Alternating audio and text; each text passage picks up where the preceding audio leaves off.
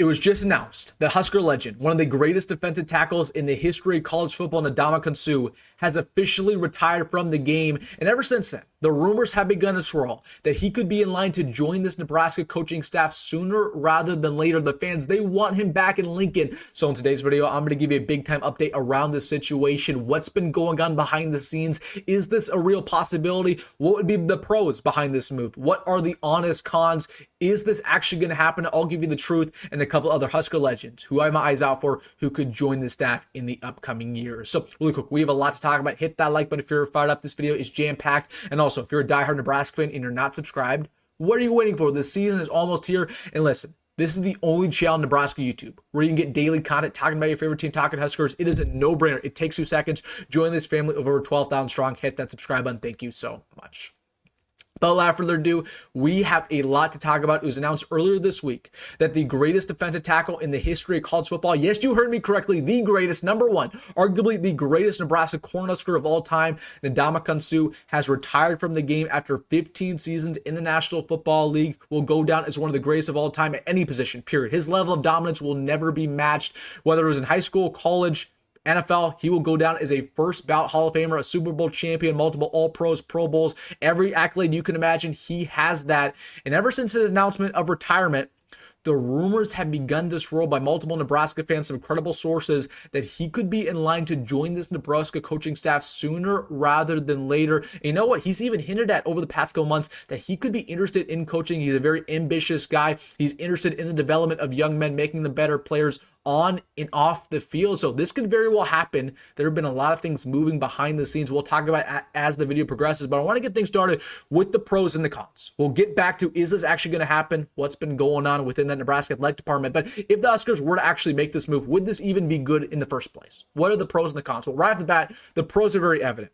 He would instantly have the most credibility out of any coach on this staff. Nobody can match his experience. He's done it at the highest level, whether it was in high school, whether it was in college, whether it's in the NFL. He can bring the best out of these guys. He can develop at a high level just with his experience alone. So he brings that experience. He brings that credibility.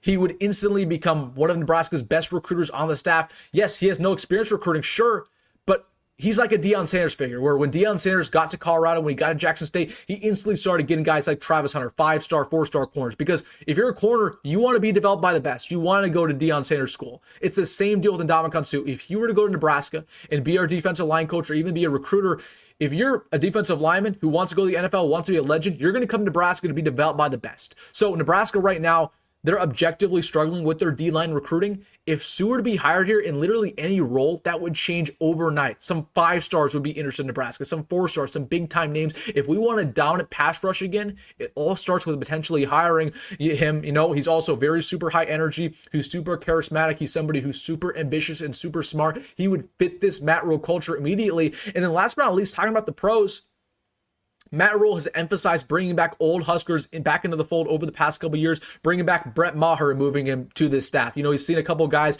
who are past Nebraska legends like a Terrell Farr, like a Adam Carricker, a couple other guys. They've brought them back for spring games. They've brought them back for different events. They want them to join the staff and be a part of this culture. So, you know, Matt Rhule's done a very good job of bringing some old Huskers back of pretty much every single era, whether it was the 70s, 80s, 90s, 2000s, 2010s, it doesn't matter. He's bringing these guys back into the fold, and he wants them to be a part of this program. So it's very evident that if Ndamukong were to give him the green light, Matt Rhule would say, yes, please join this staff. Now, the only couple of cons that I can think of before we talk about is this actually going to happen and what's going on behind the scenes, the only cons that I can think of if this were to happen, you know, is obviously Ndamukong's lack of experience. And I say this all the time, where just because you're a dominant player doesn't mean you're going to be a dominant coach, because we've seen that all the time where, you know, these players will get into coaching and they'll flop, right? They're just not very good at it. You can be a good player, but doesn't mean you're good at replicating that on your player. So, you know, Ndamukong, while he was the greatest of all time, doesn't mean he's a good coach. Now, I think, honestly, if I'm going to be honest with you, I think he'd be a phenomenal coach because he's so smart. Some of these football players, football is life for them,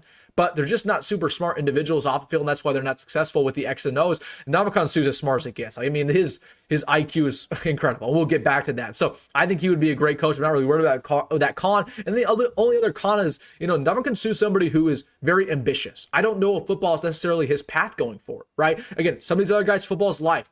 It's a no-brainer once you're done with your playing career to get into coaching. Sue's not that way. He's interested in multiple things: investing, finance, accounting. He's interested in engineering. So it's really not a no-brainer for him to get into football. He could go in the other routes. He's not doing it for the money. He's just doing it for what he loves. And who says he loves football coaching more than anything else? I just don't know that. So that's the only con, where if you were to join this Nebraska coaching staff, it might not be a long-term thing. He might only be around for a couple years, but I'll take anything I can get from Ndamukong. If he's around for only 1 year, I'll take it, because I need this guy around this program. So, those are the pros and the cons if he were to actually be hired here. But let's talk about what's been going on behind the scenes. Will this actually happen? My impression is that if Sue gives him the green light, if Sue says, hey, I want to join this staff in any capacity, Nebraska will take him. Absolutely, they will take him. Okay, it's a no-brainer. If Ndamukong says, hey, I want to come back, you say, yes, sir. When will you start? Oh, you could start immediately. You can start tomorrow. That's what I'm saying if I'm Matt Rhule. So, yes, if he wants to come back and he wants to be a coach, the door's wide open.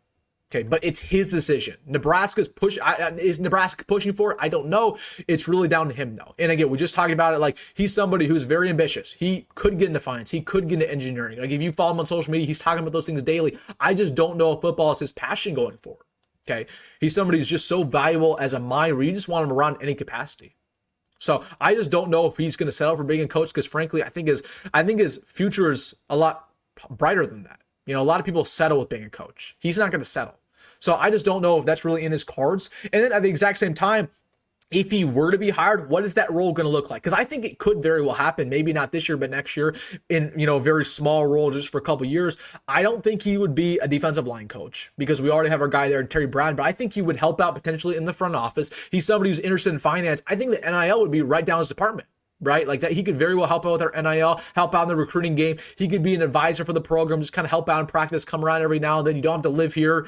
You just have to come around and kind of help out. Or you could just be a spokesperson for the program, right? When we need you to be at an event, to raise some money even, right? Be there, right? He could just help out the program in those small aspects. So is he going to be our next defensive line coach? Probably not. I think we got our guy from the long term and Terry Bratton, but he's somebody who in any capacity, I would love him to join the staff, maybe as an advisor to help out with recruiting just a little bit, because if he can get his hands on this team, on this defensive line department, he's going to make it better with his pedigree, with his experience. And, frankly, if you want 5-stars to come to Lincoln, you want him to come back.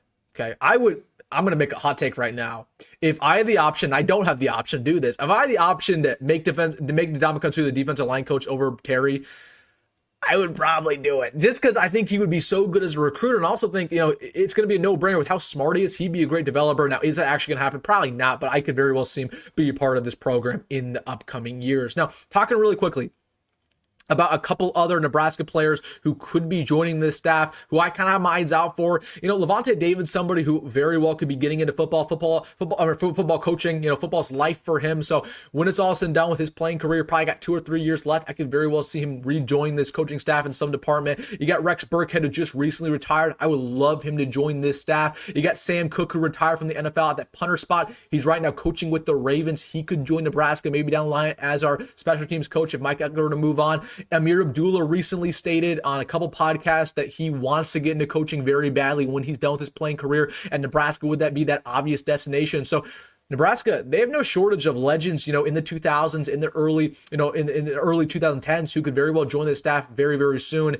And with their NFL experience, all 4 of those guys had successful NFL careers. They could be great recruiters, and they could also be great developers, and they could also be, examples for these young men, right? It's one thing to be coached by Matt Rhule, who's obviously very charismatic, very much a player coach, but it's another thing to be coached by somebody who's done it at a high level before, who has that experience of being in the NFL, right? That's a little bit different.